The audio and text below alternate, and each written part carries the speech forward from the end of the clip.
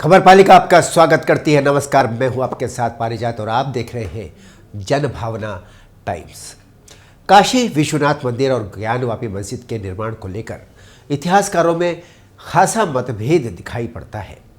हिंदू पक्ष विश्वनाथ मंदिर के निर्माण का काल राजा हरिश्चंद्र और राजा विक्रमादित्य के समय का मानता है। वहीं मुस्लिम पक्ष का मानना है कि ज्ञानवापी मस्जिद विश्वनाथ मंदिर के बगल में अकबर के शासनकाल के समय बनवाई गई थी, लेकिन बाद में औरंगजेब ने मंदिर को तोड़वा दिया था। आइए एक नज़र डालते हैं इस विवाद को लेकर इतिहास के पन्नों पर।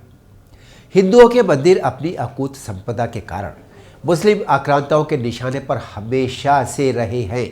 धर्म के नाम पर मंदिरों को तोड़ा गया, चाहे गुजरात का सोमनाथ मंदिर हो या काशी का विश्वनाथ मंदिर। 1194 में मोहम्मद कोरी ने मंदिर को तोड़ा भी था, लेकिन फिर काशी वासियों ने खुद ही उसका जीर्णोद्धार कर दिया। फिर 1147 में जौनपुर के ठरकी सुल्तान महमूद शाह ने इसको फिर तोड़ दिया। करीब 150 साल बाद 1585 में राजा टोडरमल ने फिर से प्रयत्नों के द्वारा उसका निर्माण करवाया। मंदिर को फिर से बनवाया राजा टोडरमल ने।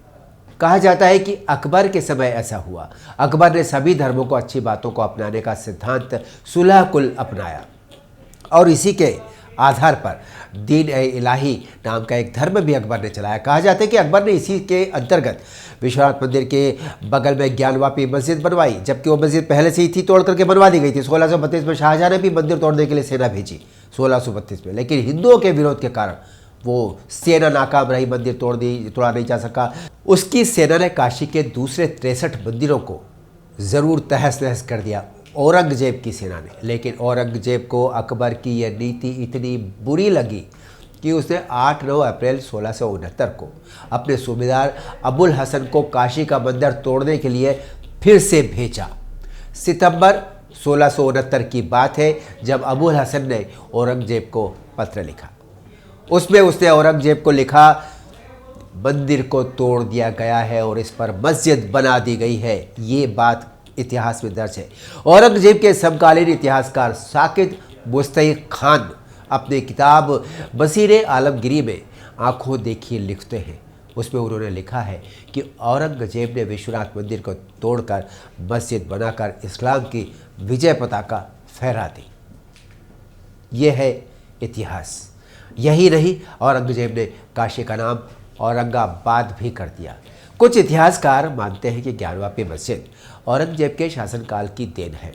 मंदिर को तोड़कर मस्जिद बनाने की जल्दी में गलती हो गई। जल्दबाजी में उसी के गुंबद को मस्जिद के गुंबद जैसा बना दिया गया और नंदी जी भी वही रह गए। माना जाता है कि नंदी का मुख सदा शिवलिंग की तरफ ही रहता है। ऐसे में नंदी की परिसर में उपस्थिति भी मस्जिद को आदि विश्वनाथ मंदिर का हिस्सा बताती है। ये भी एक बहुत बड़ा दावा है हिंदू पक्ष का। अब वजू खाने में शिवलिंग की मौजूदगी के चित्र सामने आ गए हैं। ये नया दावा पेश हो गया हिंदुओं का।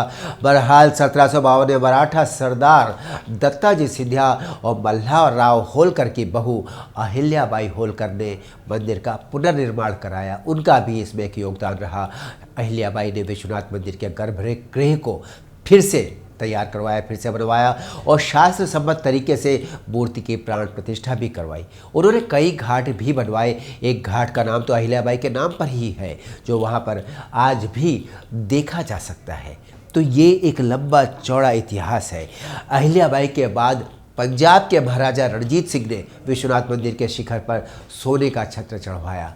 बहरहाल मंदिर मस्जिद को लेकर विवाद चलता रहा, लेकिन दोनों पक्षों में कभी कोई बड़ा झगड़ा देखने में नहीं आया। लेकिन अब राम मंदिर निर्माण का मुद्दा खत्म होने के बाद हिंदुओं की उम्मीद जाग गई है और वो चाहते हैं कि उनसे छीने गए सभी मंदिर अब उनको धीरे धीरे करके वापस मिल जाए। और अगर वो ये मांग करते हैं तो इस मांग में कोई बुराई नहीं है। न्याय की मांग का अधिकार सभी को है। यही कारण है कि अब एक के बाद एक ऐसे कई मामले सामने आ रहे हैं जिनमें छीने हुए और तोड़े गए मंदिरों को दूसरे भवनों का जिनको रूप दे दिया गया है, उन मंदिरों की मांग हिंदुओं ने कर दी है। देश का हिंदू आज न्याय की मांग कर रहा है और न्यायपालिका भी इस दिशा में गंभीर दिखाई देती है।